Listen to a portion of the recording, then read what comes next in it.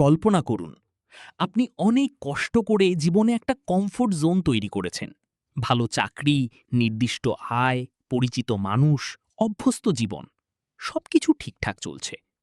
হঠাৎ একদিন সব বদলে গেল। চাকরি নেই, রিলেশনশিপ ভেঙে গেল, বিজনেস ডাউন হয়ে গেল, অথবা যেটার উপর আপনি সবচেয়ে বেশি ডিপেন্ড করতেন সেটাই হারিয়ে গেল। এখন প্রশ্ন হলো, আপনি তখন কি করবেন? পুরনো জায়গায় বসে কাঁদবেন, নাকি নতুন চিজ খুঁজতে বের হবেন? আর এই একটা প্রশ্নের উত্তরই বদলে দিতে পারে পুরো জীবন।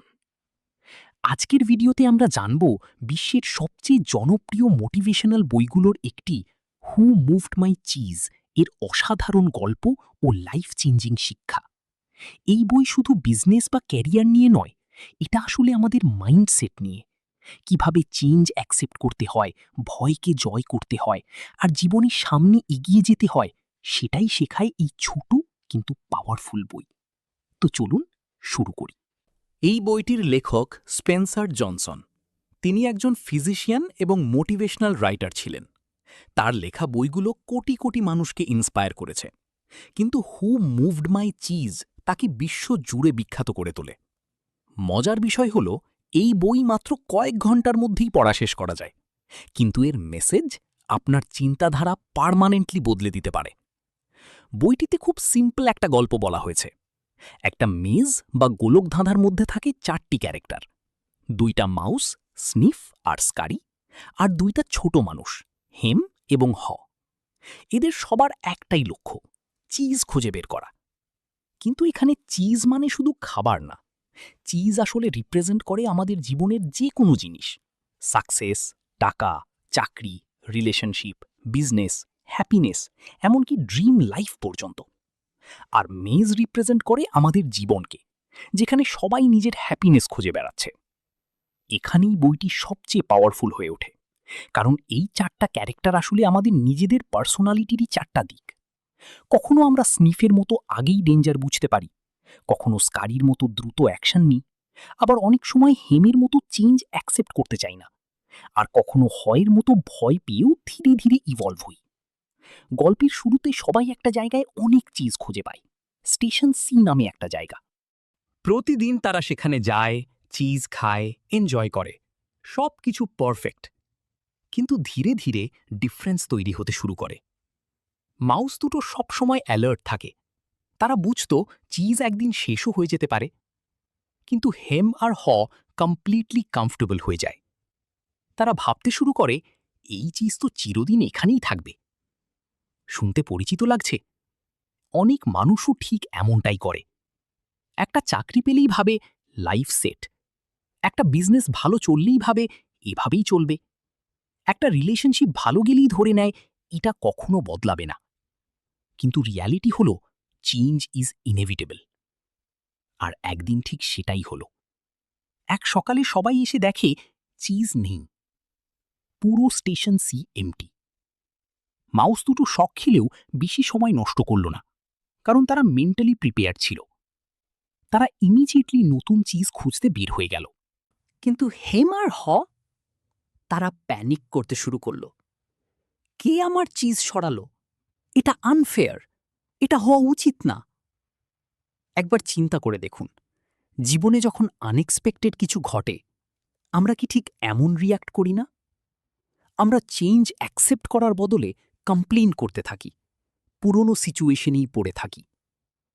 এখানেই বেশিরভাগ মানুষ ভুল করে, কারণ পৃথিবী কারো কমফর্ট জোনের জন্য থেমে থাকে না। টেকনোলজি বদলাবে, মার্কেট বদলাবে, মানুষ বদলাবে, রিলেশনশিপ বদলাবে, আপনাকেও বদলাতে হবে। মাউস দুটো খুব ইন্টেলিজেন্ট ছিল না, তাদের ফিলসফি সিম্পল ছিল, চিজ নেই, তাহলে নতুন চিজ খুঁজো। কিন্তু হেম আর হ ওভার থিঙ্ক করতে লাগল।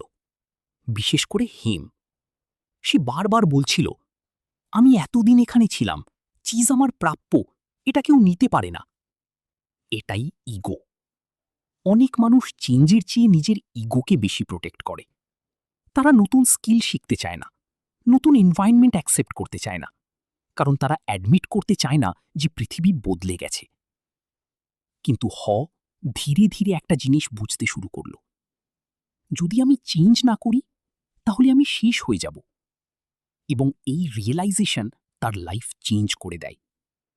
এক রাতে সে ভয় পেয়েও নিজের মধ্যে বের হয়ে পড়ে নতুন চিজ খুঁজতে। এখানে বইটির সবচেয়ে ইমোশনাল অংশ শুরু হয়, কারণ হয়ের জার্নি আসলে আমাদের সবার জার্নি। সে ভয় পাচ্ছিল, সে আনসার্টেন ছিল, কিন্তু তারপরও মুভ করেছিল।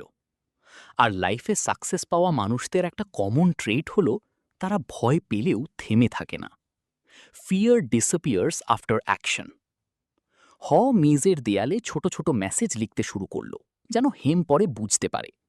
আর এই কোটসগুলোই বইটির soul.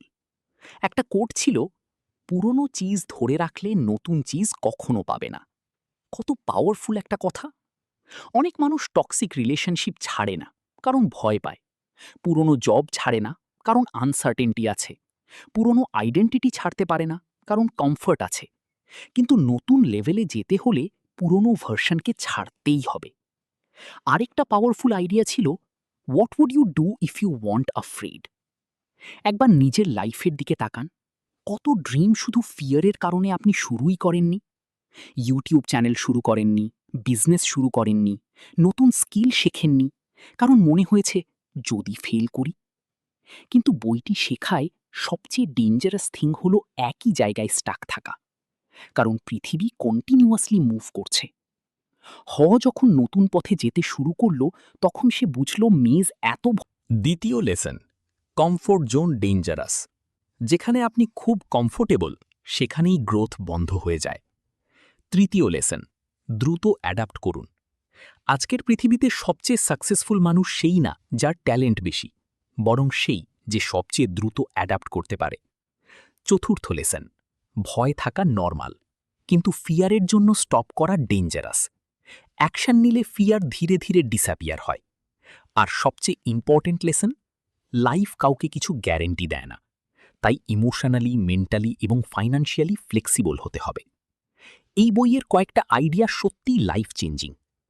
Change happens, they keep moving the cheese, মানে জীবন কনস্ট্যান্টলি বদলাবে, এটা অ্যাকসেপ্ট করতেই হবে। Smell the cheese often so you know when it is getting old, মানে সিচুয়েশন খারাপ হওয়ার আগেই সায়েন্স বুঝতে শিখুন।